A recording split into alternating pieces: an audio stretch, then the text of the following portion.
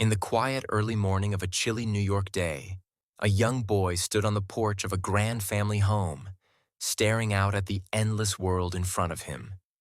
His name was Franklin Delano Roosevelt, and no one, not his family, not his teachers, not even he himself, could imagine that this quiet, thoughtful child would one day become a president who would guide America through some of its darkest storms.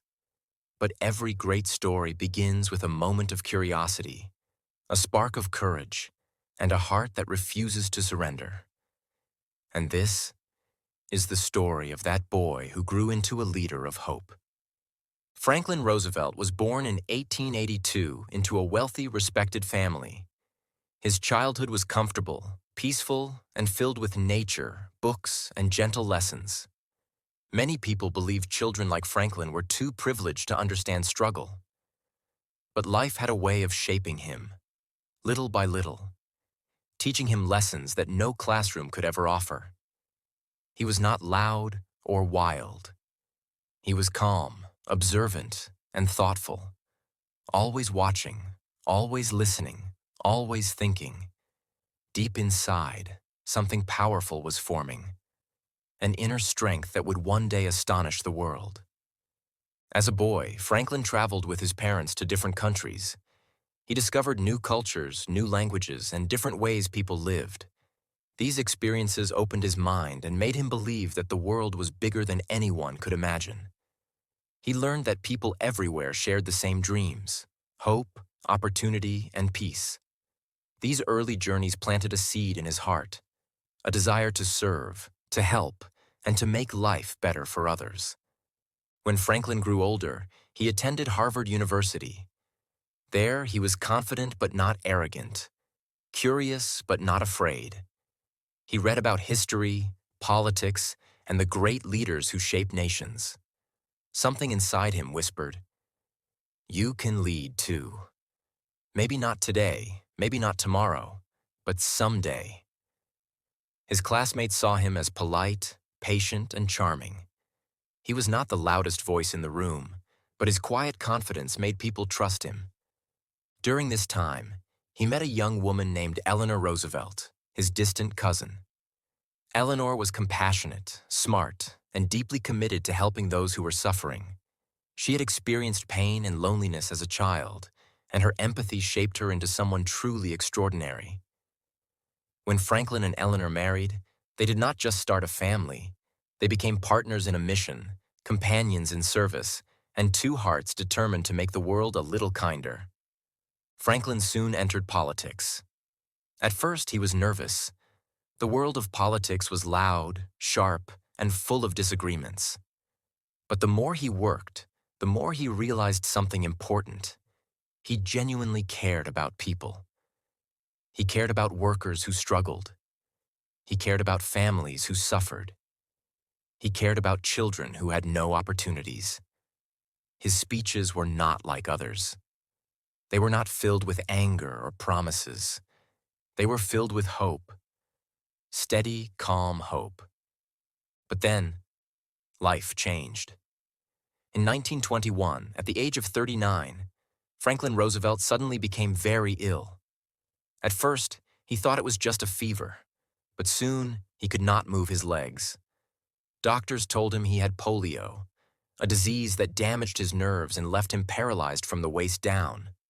For a man who loved walking, swimming, and exploring, this news hit like a storm.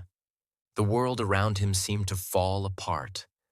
For months, he fought waves of fear and despair.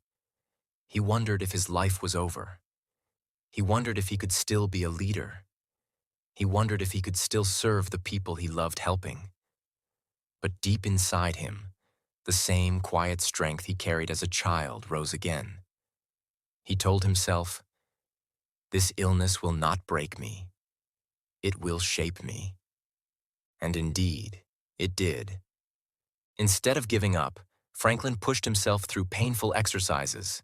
He trained his body every day, even when progress was slow.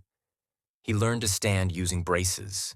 He learned to move with determination.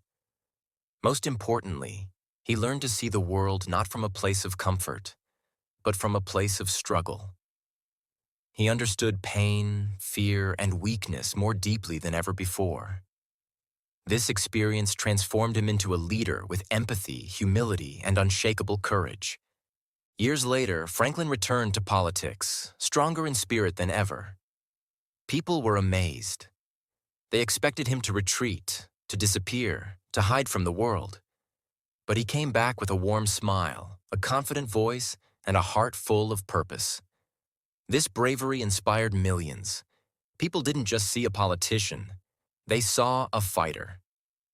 In 1932, America was facing a terrible crisis known as the Great Depression. Banks were failing. Businesses were closing. Millions of people had lost their jobs. Families could not afford food, shelter, or hope. The country was drowning in fear. At that moment, the nation needed a leader who believed in possibility. Someone who could look at darkness and still speak about light. The people chose Franklin Roosevelt. His voice on the radio became a symbol of comfort. When he said, "The only thing we have to fear is fear itself," the nation listened.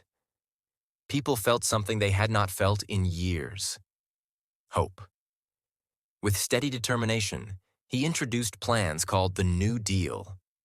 These programs helped farmers, workers, and families rebuild their lives. Bridges, roads, and buildings were constructed. Jobs were created. Confidence returned. Slowly, America began to breathe again. But the world was changing. Far away in Europe and Asia, new dangers were rising. Dictators were threatening peace. Countries were falling into war. And by the late 1930s, a new, terrible conflict began: World War II. Franklin Roosevelt, now one of the most respected leaders in the world, understood that this war was not just about nations. It was about human dignity, freedom, and the future of humanity. Even as he worked tirelessly, his body grew weaker. The effects of polio and the pressures of leadership weighed heavily on him. But he refused to stop. He believed that the world deserved peace, and he wanted to help secure it. He worked with leaders from Britain and other countries to fight against tyranny. His calm voice, steady mind, and hopeful spirit guided America through the most dangerous years in modern history. Through all this, Eleanor Roosevelt continued to support him and the people of the nation. She visited soldiers. She spoke for human rights. She inspired women across the world. Together, they became symbols of resilience and compassion. By 1945, the war was nearing its end. The world was finally beginning to see light after years of terrifying darkness. Franklin Roosevelt had led his nation through economic disaster and global war. His leadership saved millions, restored hope, and redefined what courage truly looks like. But his body could not carry him much longer. In April of that year, Franklin Roosevelt passed away, leaving behind a legacy that continues to inspire people across the world. And his legacy is not just political. It is emotional. It is human. It teaches us that true leadership does not come from power. It comes from empathy.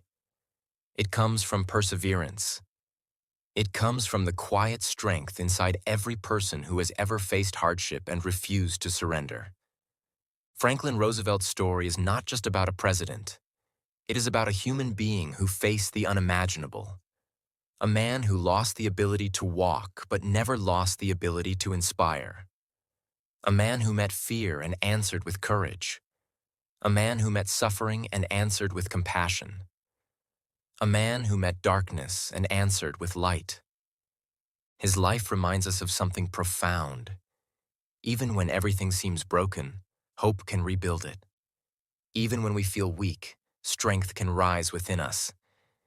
Even when the world is filled with uncertainty, a steady heart can guide us through. When people today walk across bridges built during the New Deal, when families feel protected by social programs he created, when nations gather peacefully to prevent war, Franklin Roosevelt's spirit continues to live on. He was not perfect. He made mistakes. He faced criticism, but he always tried to lead with courage and kindness, and that is why the world still remembers him. In the end, Franklin Roosevelt's story teaches us a beautiful truth. Greatness does not come from an easy life. It comes from rising after we fall. It comes from believing in ourselves when others doubt us. It comes from choosing hope again and again, even when hope seems impossible. And perhaps that is the most powerful lesson of all.